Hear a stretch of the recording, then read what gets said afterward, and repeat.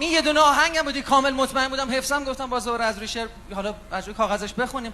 من کلا هم زیاد با همخوانی مشکلی ندارم، خصوصا که یکی از آرزوام بود از بچگی.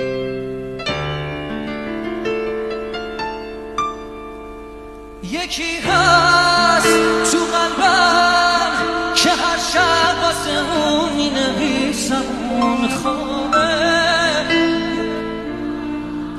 بدونه واسه اونه که قلب من این همه بیتابه. یه کاغذ یه خودکار شد دل دیوونه، یه نامه که خیسه پر از عشق کسی بازم اونو نمیخونه.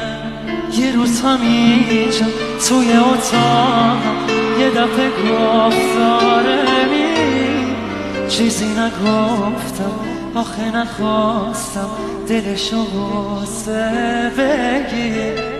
گریه میکردم درا که میبست، میدونستم که میمیرم.